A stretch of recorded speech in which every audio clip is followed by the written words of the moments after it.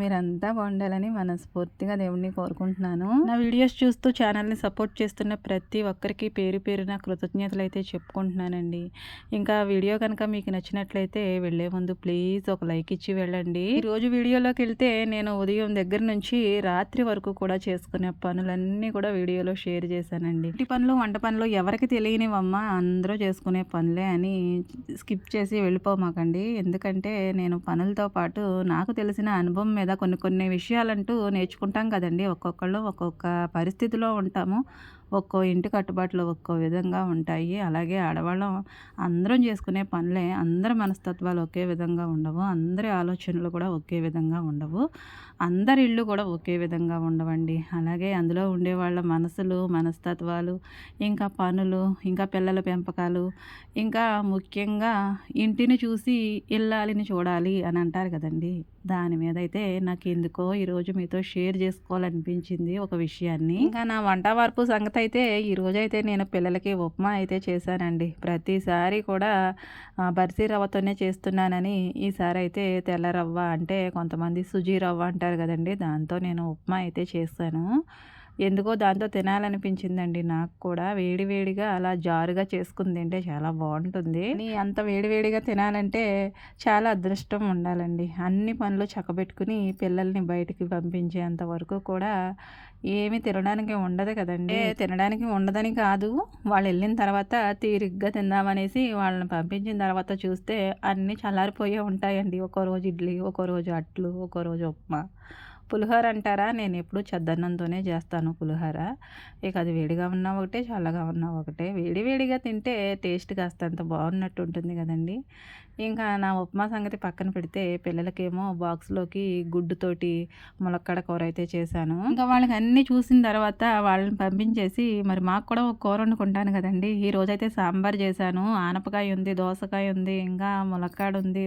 ఇవన్నీ ఉన్నప్పుడైతే కొద్దిగా సాంబార్ అయితే చేస్తానండి అప్పుడప్పుడు నేను. పిల్లలు చాలా ఇష్టంగా తింటారు. ఇంకా పెద్దవాళ్ళం కూడా చాలా ఇష్టపడతాము. ఇంకా 2 పూటలకు కూడా సరిపోయే విధంగానే సాంబార్ అయితే పెడతానండి. ఎప్పుడన్నా చేసుకుంటాం కదా, పద్దాగా చేసుకోం కదా సాంబారు. కొంతమంది అయితే ప్రతిసారి కూడా సాంబారే పెట్టుకుంటారు, కానీ మేమైతే ఎక్కువగా పప్పుచారులు, పప్పు తోటకూర, పప్పులో ఏవైనా కాయగూరలు అలాంటివి వేస్తూ ఉంటాను. సాంబార్ తక్కువగా కాస్తాను. ఇక అందుకని 2 పూటలకి సరిపోయే విధంగా అయితే సాంబార్ చేసేసానండి. ఇలా ఒక ఇంటి ఇల్లాలిగా ప్రతి పని కూడా చాలా శ్రద్ధతోనూ, చాలా భక్తితోనూ, ఇంకా చాలా బాధ్యతతోనైతే చేసుకుంటూ ఉంటాం కదండి. ఇంటి పనులన్నీ నావే అన్నట్టు ప్రతి పనిలోనూ ఒదిగిపోతాము. వచ్చినా రాకపోయినా దాన్ని చేసే తీరుతాము. ఇలా పనులు చేసుకుంటూ జీవితాన్ని ఇలా ముందుకి కొనసాగించేస్తూ ఉంటామండి. ఇలా మనం చేసుకునే క్రమంలో మన ఇంట్లో వాళ్ళను, ఇంటిని, ఇక ఇంటి పరిసరాలని ప్రతీదీ కూడా చాలా జాగ్రత్తగాను, చాలా ఇష్టంగాను చేసుకుంటాము. ఇక ఇంటి దగ్గర ఉన్నప్పుడు ఇంటి పనులు ఎక్కడెక్కడ ఏది బాగోలేదో, ఏది ఎక్కడ ఎలా పెడితే బాగుంటుందో అన్నీ సరిచూసుకుంటాము, అన్నీ సర్దుకుంటాము. పిల్లల్ని పంపించేంత వరకు ఇల్లు చాలా రచ్చరచ్చలా ఉంటుంది. వాళ్ళు వెళ్ళిన తర్వాత ప్రశాంతంగా ఒక్కొక్కటిగా ఎక్కడుండేది అక్కడ సర్దుకొని అంతా కూడా సెట్ చేసుకుంటాము. నా వరకు నేనైతే పనులు చేసుకునేటప్పుడు ఎంతో నీరసంగా ఉండి ఒంట్లోకి బాగోకపోతే తప్ప పనులైతే బద్ధకించకుండా ప్రతి పని కూడా చేసుకుంటానండి. ఒంట్లో బాగోకపోయినా కానీ చేసుకోవడానికే చూస్తాను. ఏ చిన్న అనారోగ్యం వచ్చినా పెద్దగా లెక్క చేయనండి. ప్రతి పని కూడా చాలా ఇష్టంగా చేసుకుంటాను. ఇంకా ఇష్టమేముందండి, మనం అక్కడ చేసుకోకపోతే అది అవ్వదు కదా అన్న బాధ్యతతోటైతే ప్రతి పని కూడా చేసుకుంటాను. ఏది చేసుకోకపోయినా అది మరుసటి రోజుకి తడిపి మోపుడు అంటారు చూడండి, ఆ విధంగా అవుతుంది. ఇక అందుకని నేను ఏ పని కూడా బద్ధకించకుండా చేసేసుకోవడానికే చూస్తాను. ఇక ఇంటి పద్ధతులను బట్టి, ఇంటి పరిస్థితులను బట్టి, ఇంటి యొక్క విధానాలను బట్టి కూడా మన పనులు ఉంటాయండి. అందరి పనులు కూడా సులువుగా ఉండవు. కొందరి పనులు అయితే సులువుగా అయిపోతాయి, కానీ మన చేతులు కాళ్ళతోటైతే ప్రతిదీ చేసుకోవాలండి. మనం చేతులు ఆడించకుండా ఇంట్లో ఉండేది ఇవి అంతా కూడా మిషనరీ అయినా కానీ చేతులకైతే పనులు తప్పవు కదండి. దాన్ని ఆన్ చేయడానికైనా ఉండాలి కదా, దాంట్లో వేయడానికైనా ఉండాలి కదా. అలా ఒక్కొక్క పని చేసుకుంటూ వేసుకుంటూ ఇంటిని ప్రతిదీ కూడా చూసుకుంటూ ఇంటిని ఎంతో అందంగాను, ఎంతో పరిపూర్ణంగాను, ఇంకా కన్నులకు చూడడానికి చాలా చాలా మంచిగా అలంకరించుకుంటూ ఉంటాం కదండీ. ఇంటిని చూసి పూర్వం రోజుల్లోనూ ఇల్లాలని చూడాలి అనేవారంటండి. ఇప్పుడంతా కూడా స్మార్ట్ సిటీ అయిపోయింది కానండి, పూర్వం రోజులైతే తాటాకిళ్ళును పేడతో మట్టితో అలుక్కుని మెత్తుకొని చక్కగా ముగ్గులు వేసుకుని ఇల్లు మాత్రమే ఉండేవండి. మా పల్లెటూరికి సంబంధించినవి తప్పించి సిటీస్లో ఉండే విధానాల గురించి నాకు అంతగా తెలీదు. ఇక పల్లెటూరు విధానాలు అయితే ఆ విధంగా చెప్పుకునేవారంటండి పూర్వం రోజుల్లో. ఇంటి ముందు నిలబడి ఎవరైనా పెద్దవాళ్ళు ఆ ఇంటి లోపల ఉన్న వాళ్ళని పిలిచేటప్పుడు ఇల్లుని చూసి గమనించేవారంటండి. ఇల్లు కట్టుబాట్లు, ఇల్లు యొక్క పద్ధతి అదంతా చూసి ఇంటి యొక్క ఇల్లాలు ఏ విధంగా ఉందో అనుకునేవారంట. అంటే ఇంటి ముందున్న పరిస్థితి అంత అందంగా ఉండేది. అది తాటాకిల్లేనండి, మట్టి గోడలే, మట్టితో అలికిందే, పేడతో కళ్ళాపే చక్కగా నీట్‌గా ముగ్గులు వేసుకొని ఇంటిని చూడడానికి 2 కళ్ళు సరిపోని విధంగా అలంకరించినట్టు ఉండేదండి. ఏమైనా మట్టితోటి అలంకరించడానికి ఉంటుందండి. కానీ ఆ రోజుల్లో మట్టి ఇల్లైనా గానీ అంత అందంగా ఉండేది. కానీ పెద్ద పెద్దగా గదులుండి హాలు, వసారా ఇలాంటివి ఏమైనా ఉండేవంటారా? ఉండేది కాదండి. నిట్రడతోటి చుట్టూ పూరిపాకలాగా ఉండి బయట ఏదో కాస్తంత మెసలడానికి స్థలం మాత్రమే ఉండేది. ఆ స్థలంలోనే చక్కగా ముగ్గులు పెట్టుకుని ఎంత అందంగానో చేసుకునేవారు. నూనె పోస్తే మరలా దాన్ని ఎత్తుకునేలా ఉండేదంటండి. అత్తయ్య గారు చెప్తూ ఉంటారు. ఇంకా నేను ఎరిగిన తర్వాత మా ఇంటి దగ్గర కూడా కొన్ని కొన్ని పరిస్థితుల్లో మేము చిన్నపిల్లలప్పుడైతే మా నాయనమ్మ చేసిన పనులన్నీ కూడా గుర్తే ఉంటాయి. మేము కూడా ఒకప్పుడు అలాంటి ఇంట్లోనే ఉండేవాళ్ళము, మట్టింట్లో. అప్పుడు పెద్దవాళ్ళు ఏమైనా అమాయకులు అనుకుంటండి. అందుకనే ఇంటిని చూసి ఇల్లాలిని చూడాలి అన్నారు. అమాయకులు ఏముందిలేండి, వాళ్ళ పెద్దరికము, పెద్దతనము, ఆ రోజుల్లో ఉండే మంచితనం కారణంగా మనుషుల మనసులనైతే ఆ విధంగా అంచనాలు వేసేసేవారు. కానీ ఈ రోజుల్లో చూద్దామా, ఇంటిని చూసి ఇల్లాలని చూడాలన్నారు కదండీ! ఈ రోజుల్లో కూడా వర్తిస్తుంది.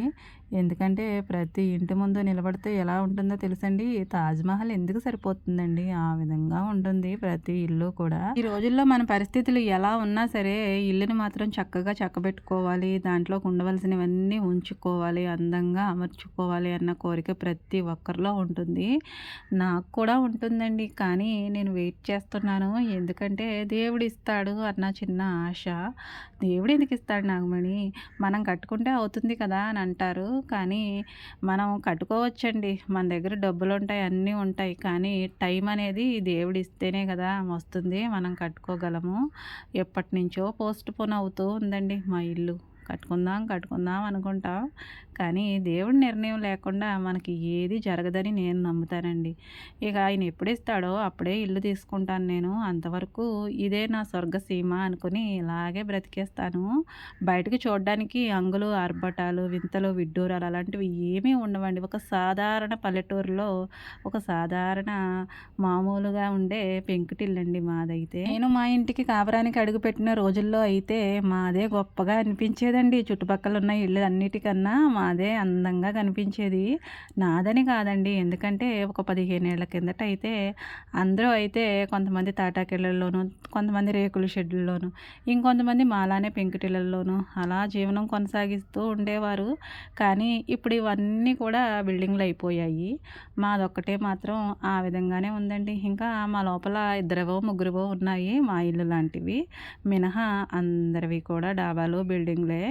ఇక అవన్నీ చూస్తూ ఉంటే మా ఇల్లు ఒక సాధారణ చిన్న పెంకుటిల్లా కనిపిస్తూ ఉంటుంది చూసేవాళ్ళకి, నాకు కాదండి. మా ఇల్లు ఎప్పుడు కూడా నాకు అందంగానే కనిపిస్తుంది. లేదంటే మనం అందులో జీవనం కొనసాగించలేం కదండి. మన అమ్మ ఎలా ఉన్నా మనకు అందంగానే కనిపిస్తుంది. అలాగే మన ఇల్లు ఎలా ఉన్నా మనకి అందంగానే ఉంటుంది. ఇంకా మన కడుపున పుట్టిన పిల్లలకు కూడా ఎలా ఉన్నా కానీ అమ్మకి అపరూపమే కదండి. ప్రకృతిలో నివసించే పక్షులన్నీ కూడా తమ పిల్లలు ఎలా ఉన్నా కానీ వాటి పిల్లలు వాటికే అందంగా కనిపిస్తాయండి. రామచిలక ఎంత అందంగా ఉన్నా కాకికి మాత్రం నచ్చదు. తన పిల్లే తనకు అందంగా కనిపిస్తుంది. అలాగే ఏది పెట్టుకున్న గూడు దానికే అందంగా కనిపిస్తుంది. పిచ్చుక గూడు ఎంత అందంగా ఉంటుందండి, కానీ కాకి నచ్చదు ఆ గూడు. నేను పెట్టుకున్న పొల్లల గూడే బాగుంటుందంట. ముళ్ళ కంపలతో పెట్టుకుంటుందండి అది గూడు. కానీ పిచ్చుక ఎంత అందంగా కట్టుకుంటుంది తన గూడిని. లోపలికి ఒక్క వాన చినుకైనా వెళ్తుందా, చలొస్తుందా? అసలు మనిషి కూడా ఆ విధంగా చేయలేడు. అంత అందంగా నిర్మించుకుంటుంది పిచ్చుక గూడుని. ఇల్లుని. కానీ కాకి మాత్రం నచ్చదు కదండీ. ఎందుకంటే ఎవరిల్లు వాళ్ళకే ఎక్కువ, ఎవరి పిల్లలు వాళ్ళకే అందంగాను ముద్దుగాను అనిపిస్తారండి. పక్క వాళ్ళ పిల్లలు ఎంత అందంగా ఉన్నా మన పిల్లల కంటే కాదులే అనిపిస్తుంది. నేనైతే ఆ విధంగా అనుకోనండి. ఎందుకంటే అన్నీ నువ్వు అనుకోను అంటావు కానీ ఎందుకు అనుకోవు నాగమణి అని మీరు అనుకోవచ్చు. ప్రతి విషయంలో కూడా నేనే తక్కువ అనుకుంటాను ఎదుటి వాళ్ళని చూసినప్పుడు. అది నా మైనస్ కాదండి, నా ప్లస్ అనే నేను అనుకుంటాను. ప్రతి ఒక్కరితోనూ నన్ను నేను పోల్చుకోను. ఒకవేళ పోల్చుకోవాల్సినంత వచ్చినా కానీ వాళ్ళని తక్కువగానే నేను వాళ్ళతో పాటు నన్ను సమానం ఎప్పుడూ చేసుకోను. కొంచెం కిందకే ఉండి ఆలోచించుకుంటాను. ఎందుకంటే అలా నాకు ఎచ్చులకి పోయి వాళ్ళకంటే నేనే గొప్ప అని అనిపించుకోవాలని నాకు ఎప్పుడూ అనిపించదు. ఇంటి పరిస్థితి ఈ విధంగా ఉన్నది ఈ రోజున. కానీ నాకు కూడా దేవుడు ఎప్పుడోకప్పుడు ఒక ఇల్లు ఇస్తాడన్న నమ్మకం అయితే ఉంది. ఒకప్పుడైతే అందరూ కూడా ఇంటి ముందు మట్టిలో నడిసేవారు. కానీ నేను కాలికి మట్టి అంటుకోకుండానే నేను వచ్చేసరికి మా ఇంటి చుట్టూ తిరగా అంతా కూడా సిమెంట్ చేయించేశారు మా వాళ్ళు. ఒక 16-15 ఏళ్ల కిందట అంటే అలా ఉండడం ఆ రోజుల్లో నాకు గొప్పగానే అనిపించిందండి. మా ఇల్లు అయితే ఇప్పటికీ కూడా అదే గొప్పగా నాకు అనిపిస్తుంది. కానీ ముందొచ్చిన చెవుల కంటే వెనకొచ్చిన కొమ్మలు చాలా వాడిగాను చాలా బలంగాను ఉంటాయి కదండి. ఎందుకు ఇలా అంటున్నానంటే ఇప్పుడున్న ఇల్లుతో పోల్చితే మా ఇల్లు అందరి దృష్టిలో అంత సమానంగానే ఏమీ లేదు. అంటే వాళ్ళ మాటల వల్లనో చేతల వల్లనో కొన్ని విషయాల్లో అయితే మనం ఏంటనేది మనకి ప్రూవ్ అయిపోతుంది కదా. ఇక మా ఇంటిని బట్టి మమ్మల్ని టాలీ చేస్తున్నారా అనిపిస్తుంది ఒక్కొక్కసారి. ఇంటిదేముందండి, ఇంటిని మన 25 లక్షలు మనవి కావు అనుకుంటే ఒక చిన్న ఇల్లు వచ్చేస్తుంది, స్మార్ట్గా కట్టేసుకోవచ్చు. కానీ ఇంటి బాధ్యతలు నావి అనుకుంటే ఇల్లు కట్టడం చాలా కష్టమండి. ఎందుకంటే ఓ రూపాయి పొదుపు చేసి ఇల్లు కట్టుకుంటాము. పిల్లలకి పెట్టుకోవాల్సింది పిల్లలకి, పెద్దవాళ్ళకి చూసుకోవాల్సింది పెద్దవాళ్ళకి, ఇంకా ఇంట్లో ఉండే మంచి చెడ్డ అంతా ఇంత కాదు. ఇక ఇవన్నీ చూసుకుంటూ ఇల్లు కట్టుకోవడం అనేది ఒక మధ్యతరగతి, ఒక సాధారణ వ్యక్తి కట్టాలంటే అది ఎంత కష్టమో ఆ మధ్యతరగతిలో ఉండే వాళ్ళకే తెలుస్తుంది. అన్ని బాధ్యతలు మోస్తూ ఒక సినిమాలతో పోల్చడం కూడా నాకు ఇష్టం ఉండదండి. ఇంకా ఆ లెక్కన ఉంటుంది మా పరిస్థితి అయితే. అదే కాదండి, మధ్యతరగతి కుటుంబాన్ని నడిపించే వ్యక్తి కుటుంబ బరువుని బాధ్యతని మొత్తం కూడా తన భుజం మీద మోస్తూ ఇంటిని మొత్తం పెద్దవాళ్ళ దగ్గర నుంచి పిల్లల్ని భార్యని అందరినీ చూసుకోవాలంటే అది ఎంత కష్టమో ఆ వ్యక్తికి తెలుస్తుంది. ఇక మా వారు పడే బాధ కూడా అదేనండి. మేము ఎప్పుడూ కూడా అది బాధ అనుకోము, సంతోషంగానే భరించేస్తూ అలా ముందుకైతే వచ్చేస్తున్నాము. మనకి ఎప్పటికైతే ఏది మనకి రాసి పెట్టి ఉంటుందో, ఎప్పుడు దేవుడు ఏది ఇవ్వాలనుకుంటాడో అది అప్పుడే జరుగుతుందని నమ్ముతానండి నేనైతే. ఇక మా వారికి కూడా ఆ విధంగానే చెప్తాను. ఇంకా మన ఇల్లు సంగతి అంటారా, పూరిపాకలో ఉన్న పర్వాలేదండి, మనశ్శాంతిగా మన వాళ్ళతో కలిసి కడుపు నిండా కాస్తంత అన్నం తింటే చాలు. కోటలు బంగ్లాలు మేడలు మిద్దులు వీటిలో ఉండి పంచభక్ష పరిమాణాలు తినాలన్న ఆశ అయితే ఎప్పుడూ లేదండి. నాకున్నది ఏ ఇల్లైనా పర్వాలేదు కానీ దాంట్లో మనశ్శాంతిగా ఉన్నామా, మనశ్శాంతిగా ఒక గంట అయినా నిద్రపోయామా అన్నదే కావాలి నాకు. ఈ క్షణం మనది కాదండి, జరగబోయే క్షణం కూడా మనది కాదు. గడిచిపోయాను చూసారా వెనకాలన్న ఆ నిమిషమేనే నేను నమ్ముతాను, ముందున్న నిమిషాన్ని కూడా నేను నమ్మను. రోజులు ఏమీ అంత బాగుండట్లేదు, ప్రతి నిమిషం కూడా భయంగానే బ్రతకవలసి వస్తుంది. అంటే భయంకరమైన రోజుల్లో ఉన్న మనకి ఎందుకండి ఇన్ని ఆశలు అనిపిస్తుంది. ఆశలు ఎవరికైనా ఉంటాయి, సహజం, మానవ మాతృలమైన మనకి. కానీ అవి నేనైతే చాలా వరకు కంట్రోల్లో చేసుకునే ముందుకైతే వెళ్తాను. నా జీవితాన్ని ఇలా ముందుకి కొనసాగించేస్తున్నానంటే ఆశల్ని చాలా వరకు అయితే గుప్పట్లోనే ఉంచుకున్నాను కానీ గుప్పడు ఎప్పుడూ కూడా తెరవాలనుకోలేదు. అది మనకి కలిసొచ్చే టైం వస్తే నడిసొచ్చే కొడుకు కొడతాడంటారు చూడండి, ఆ విధంగా టైం మన చేతిలోకి వచ్చిందంటే ఆపడం ఎవ్వరి వల్ల కాదండి. అది ఎంతవరకు వస్తుందా అని వెయిట్ చేస్తూనే ఉంటాను. ఆ కాలంతో పాటు నేను కూడా ముందుకు సాగడం తప్ప మరేం చేయగలమండి. కాలం కొన్ని పరిస్థితులనైతే మారుస్తుంది. కాలమే మనకి సమాధానం చెప్తుంది. ఎవరికి మనం ఎలా ఉండాలనేది కాలమే మనల్ని నిర్ణయిస్తుంది కదండి. కాలాన్ని నేను నమ్ముతాను. అప్పటి వరకు కూడా నాకున్న ఈ చిన్న పెంకుటిల్లే నా స్వర్గం అనుకుంటాను. నా ఆశలకు నా ఆలోచనలకు ప్రాణం పోస్తూ నన్ను మరింతగా ముందుకు తీసుకెళ్తుందంటే ఈ ఇంటికి నాకు ఎంతో అనుబంధం ఉండే ఉంటుంది కదండీ! కానండి ఇంటిని చూసి ఇల్లాలిని చూడాలి అన్నమాట నాకు చాలా చాలా ఇష్టం. కానీ ఆలోచిస్తూ ఉంటే అది చాలా చాలా కష్టంగా అనిపిస్తది ఒక్కొక్కసారి. ఎందుకంటే ఇల్లు ఎంతో అందంగా ఉంటాయి, ఎంతో రమ్యంగా ఉంటాయి, ఎంతో సుందరంగా ఇంక ఇంగ్లీష్‌లో చెప్పాలంటే బ్యూటిఫుల్ అంటాం కదండీ! ఆ విధంగా ఉంటాయి. ఇక ఇంటి ముందు ఏం తీసుకొచ్చి పెట్టినా వెలవెలబోవాల్సిందే. ఆ విధంగా తీర్చిదిద్దుకుంటున్నారండి. అంత ఇదిగా డెకరేషన్ చేసుకుంటూ ఉన్నారు ఇంటిని. కానీ ఆ ఇంట్లో అంత అందం ఉంటది. అంత విశాలత ఉంటది. కానీ ఆ ఇంట్లో ఉండేవాళ్ళ మనసులు ఏ విధంగా ఉంటున్నాయో ఒక్కసారైనా ఆలోచించారా అనిపిస్తది నాకైతే. ఎవరిని కూడా నేను అనట్లేదు గానండి. నా మటుకు నేను ఆలోచించుకుంటే నేను ఈ ఇంట్లో ఎంత విశాలమైన మనసు కలిగి ఉంటున్నానో రేపొద్దున్న ఈ ఇంటి ప్లేస్‌లో ఇంకో ఇల్లు రాకమానదు. అప్పుడు కూడా ఇదే విధంగా ఉండాలనుకుంటానండి. ఎందుకంటే ఇల్లులే కాదండి. మనసులు కూడా కాస్తంత విశాలంగా ఉండాలి. ఇంట్లో చాలామంది పట్టే విధంగా కట్టుకుంటున్నారు కానీ, మనసుల్లోనే అసలు ఏ ఒక్కరికి కూడా ఇంత కూడా ప్లేసు లేకుండా ఇరుక్కయిపోతున్నాయండి. అలాంటి ఇరుకు మనసు నాకు నచ్చదు. మరి పూర్వం రోజుల్లో చాలా చాలా ఇరుగ్గా ఉండేయండి ఇళ్ళు. అంత అందంగా చేసుకునేవారు ఆ చిన్న ఇళ్ళయినా సరే. ఇంకా అందులోనే అత్తయ్య గారు, మామయ్య గారు, తోటికోడళ్ళు, బావగారులు, మరిదిగారులు ఇలా ఒక ఫ్యామిలీనే కాదండి. చాలా చాలా ఫ్యామిలీస్ అయితే ఉండేవి.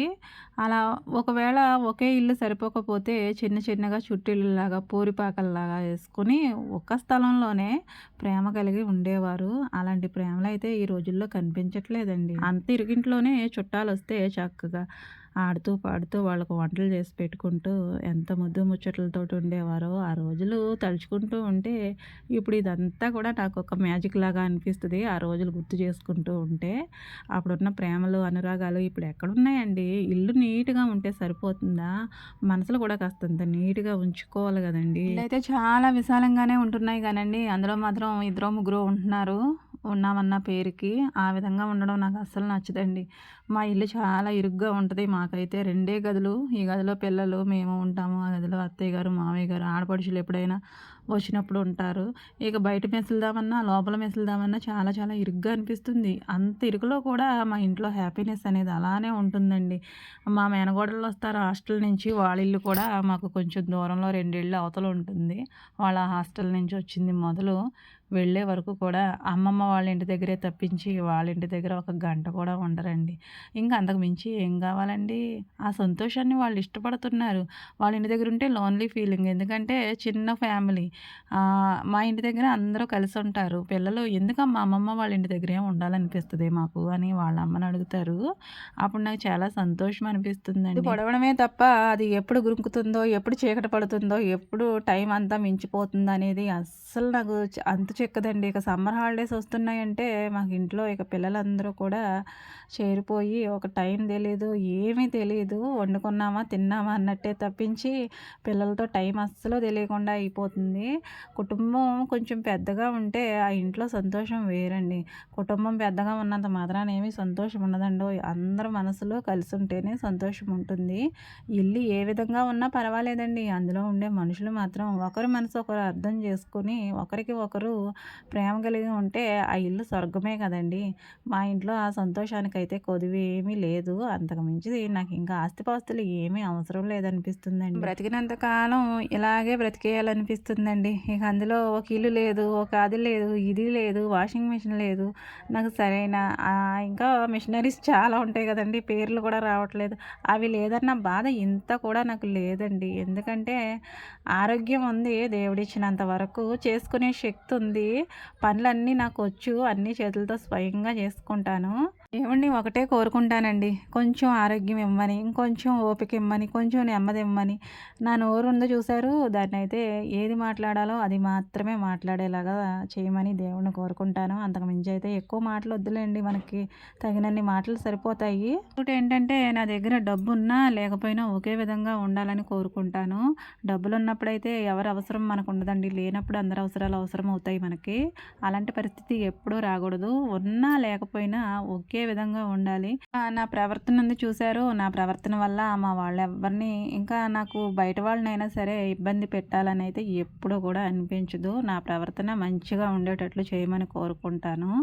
ఇంకా మన చేతలైనా, మన చూపులైనా, మన మాటలైనా ఎదుటివారికి అభ్యంతరంగా ఉండకూడదని మాత్రం కోరుకుంటానండి. ఆ రోజుల్లో కాబట్టి వాళ్ళు బాగా మంచివాళ్ళు కాబట్టి ఇల్లుని చూసి ఇల్లాలని చూసేవారండి. కానీ ఈ రోజులు అంతగానేమి నాకు అనుకూలంగా అనిపించట్లేదు. ముందు ఇల్లాలని చూసిన తర్వాతే ఇల్లు చూడాలన్నమాట. ఇదేముందండి, డబ్బు ఖర్చు పెడితే మనుషులు కట్టేస్తారు ఇల్లు. కానీ మనసునైతే డబ్బు కట్టలేదు, మనుషులు కూడా కట్టలేరు. మంచి మనసున్న అమ్మాయి ఇంటికి చాలా ముఖ్యం కదండి. ఒక మధ్యతరగతి ఇల్లాలిగా నా ఇల్లు, వాకిలి, పిల్లలు, నా కుటుంబం అన్నట్టు ఇలా బ్రతికేస్తున్నానండి. ఇల్లుదేముందండి, ఈ రోజు కాకపోతే రేపు వస్తుంది. మంచి ప్రవర్తన ముఖ్యం కదండి ఒక ఇంటి కోడలిగా. వీడియో కనుక నచ్చితే లైక్ చేయండి. Thank you for watching.